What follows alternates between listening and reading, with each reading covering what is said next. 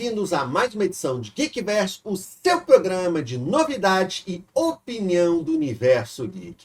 E galera, hoje eu queria falar com vocês com uma série que chegou ao seu fim na sua última temporada, que é um grande sucesso, principalmente aos jovens como eu, e principalmente para quem gosta de uma comédia bem leve, que é Sex Education, Educação Sexual, que teve a quarta e última temporada lançada pela Netflix. E será que essa última temporada fez jus às outras com seu enorme sucesso, ou será que eles perderam um pouco a mão? Infelizmente, para mim, essa foi a pior temporada, a mais chata e a mais sem graça. Então hoje, vamos falar um pouquinho sobre a quarta temporada de Sex Education. Mas galera, antes de continuar, fazer um pedido para vocês, porque agora, aqui no YouTube, o mais importante é o engajamento. É quanto mais vocês interagem com o conteúdo aqui do canal. Então, se você gostou desse vídeo, se você quiser ver mais análises de vídeos e séries aqui no Geekverse, não esqueça, deixa o seu like e escreve um comentário que é muito importante para os deuses do algoritmo do YouTube e também ativa as notificações ali no sininho. Mas não adianta ativar algumas notificações personalizadas que o YouTube não te avisa. Tem que ativar todas as notificações, tá bom? Então não esqueça, galera. Like no vídeo, deixa um comentário e ativa as notificações. Mas então, que série é essa? O que está acontecendo? Para quem não acompanhou, Sex Education é uma série da Netflix com 4 temporadas, que a quarta acabou de ser lançada, a última temporada, que acompanha a vida de jovens na Inglaterra que estão descobrindo o seu lado sexual. E um desses jovens acaba abrindo uma clínica de sexo na escola para ajudar, para dar dicas, para dar conselhos, porque sua mãe é uma sexóloga muito conhecida, beleza? E a partir dali ela vai se desenrolando. Nesse vídeo, obviamente eu vou falar de spoilers, porque é resenha da última temporada. Mas, de uma maneira geral, eu não gostei dessa temporada por alguns motivos. Primeiro, porque ela é muito confusa. É personagem demais, é história demais, e eles não focam naquelas histórias principais dos nossos personagens principais e acabam dando o mesmo tempo de tela para praticamente todo mundo e a gente não tem aquela resolução que a gente queria.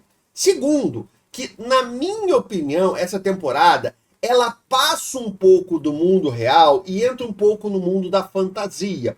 E eu já chego nesse ponto. O Kaspersky ficou maluco. Galera, você vai poder ter a melhor proteção para o seu computador com 80% de desconto. Você escutou direito, o melhor antivírus do mercado, mais barato que uma Coca-Cola. Mas, Codex, o que é o Kaspersky? Boa pergunta, porque o Kaspersky não é só um antivírus. Ele é o programa de proteção mais utilizado no mundo inteiro. Ele é um antivírus, um anti-malware, proteção de privacidade para ninguém hackear sua conta e você perder todos aqueles itens que você comprou na loja do jogo, e proteção bancária, que é a melhor criptografia do mercado, para você pagar todas as suas contas no seu computador com o máximo de proteção. Tudo isso no mesmo programa, tudo isso na mesma conta. E só até o final desse mês eles estão doidos e estão dando 80% de desconto. Você vai pagar menos do que R$6 por mês no Kaspersky. É isso mesmo, menos de R$6 por mês. O que você vai ter que fazer? Aqui embaixo vai ter um link, você vai clicar nesse link e vai usar o cupom LORDMOS. Importante, o desconto é no link e no cupom. O link dá 50% e o cupom dá 30%. Então, se você quiser o desconto completo, tem que usar os dois. Clica no link e usa o cupom LORDMOS, tá bom, galera? Aproveita que é só até o final do mês. O Kaspersky ficou maluco. Clica no link e usa o cupom LORDMOS. Muito obrigado para todo mundo que está usando e muito obrigado para todo mundo que vai usar. Porque se tem uma coisa que eu sempre gostei dessa série, é que é uma série leve, engraçada, de comédia, mas que retrata um pouco da adolescência, principalmente no mundo atual. Como é ser um jovem no mundo atual, em que a liberdade sexual é muito maior do que era antigamente, mas ao mesmo tempo, os jovens, eles fazem muito mais sexo, mas eles não conversam muito sobre sexo, né? A barreira talvez não esteja mais em fazer o sexo, mas conversar sobre o sexo. E principalmente conversar sobre os seus problemas do sexo. Então, ao mesmo tempo que ela traz esses temas para ser debatido, como é que é a relação do jovem, a sexualidade entre os jovens, também fala como é que é a sexualidade dos adultos, da geração que cresceu. Se hoje se conversa pouco, antigamente não conversava nada. Então, os pais que não entendem os filhos que não entendem os pais, e tudo isso com uma comédia, além de ser uma comédia romântica entre a Maeve e o Otis, né? Além de tudo que acontece, né?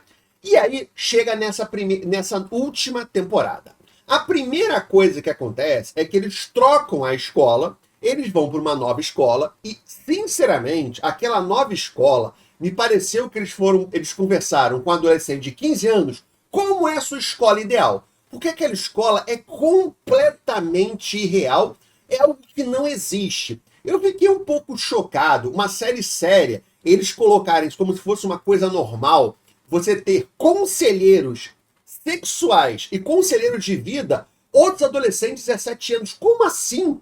Uma coisa é você procurar um amigo seu para você falar com ele. Outra coisa é a escola, que tem responsabilidades, que tem adultos, achar que é normal deixar que os seus jovens peguem conselhos com alguém que não estudou, que não sabe nada, que leu livros. Isso é completamente surreal, é uma coisa assim do outro mundo.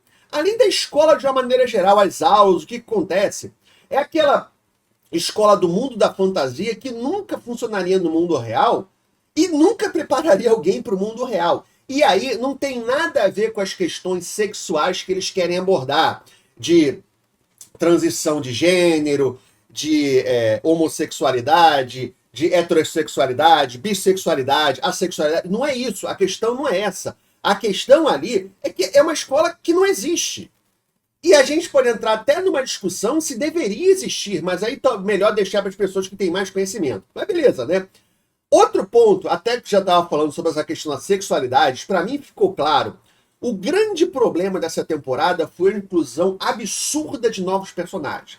A gente já tinha ali um cast bem grande. Nas últimas temporadas, eles já foram aumentando o cast. Quando a história começou, a gente tinha a Maeve, o Otis, a mãe, a Gillian Anderson, que ela tá mais para uma coadjuvante do que o personagem principal. A gente tinha o Eric, tinha o Adam.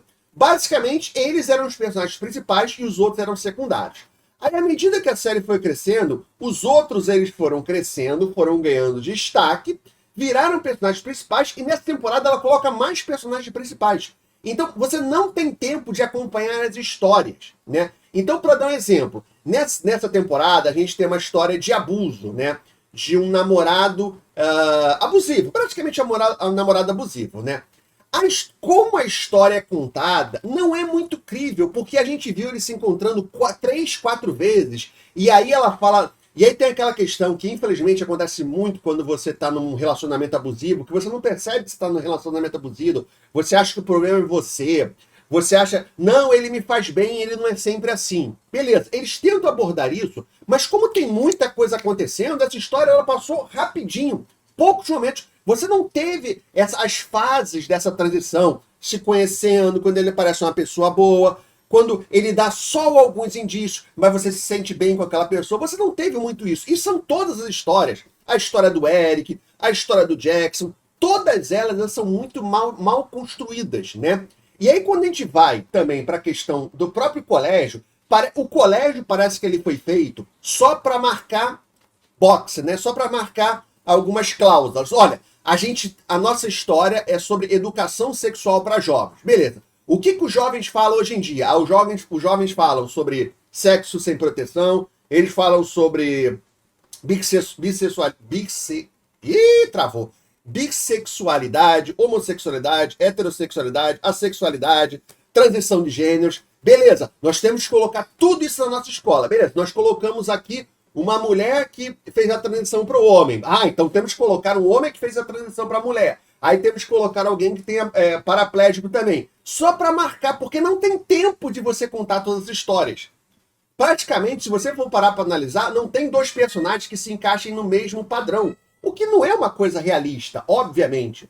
Você vai ter vários personagens com padrões parecidos. Padrões no sentido de que você vai ter 2 deficientes, você vai ter 3 assexuais, não importa. Não tem isso, é só para marcar, não, colocamos todos aqui. E, obviamente, você não tem tempo de aprofundar naquelas histórias. Para mim, a única história que foi bem construída foi a do Adam e do pai dele. Até porque essa história já vem desde a primeira temporada e agora a gente teve uma conclusão dessa história. Para mim, até porque os atores também fizeram um ótimo trabalho. Uma coisa também que me incomodou muito nessa temporada é que tem vários dos novos atores que a impressão que passa é que eles ou não são atores ou são atores muito inexperientes, porque a interpretação é muito ruim. Mas é muito ruim. Mas é muito ruim. Quando você compara com os atores mais veteranos que estão na série há muito tempo, sabe? É bizarro, é muito ruim a interpretação, sabe? E destoa demais, né? E aí, no final, a gente tem a história principal, que é a história da Maeve e do Otis, que para mim não teve também uma conclusão satisfatória.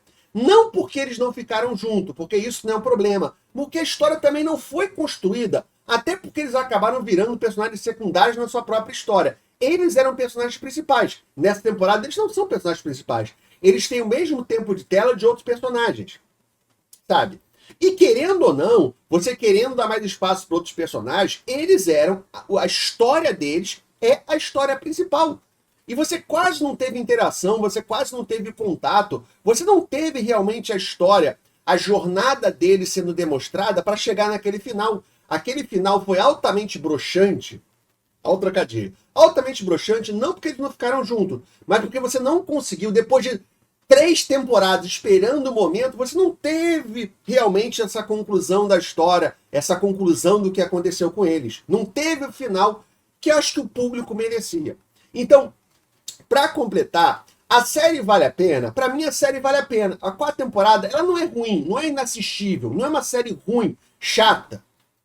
Essa temporada ficaria com uma nota 6. Só que algumas coisas muito forçadas, algumas coisas que parece que estão ali só para você marcar tabela, para dizer que você incluiu todo tipo de gênero possível na sua série, sem realmente incluir, sem realmente trazer o debate, e o mais importante, não tendo tempo para você finalizar as histórias. Porque se você tem tanta história para finalizar dos seus personagens principais, você não pode colocar novas histórias que vão ocupar o tempo e você não consegue terminar aquela história principal. Você primeiro, o que você tem que fazer? Olha, é a última temporada, beleza.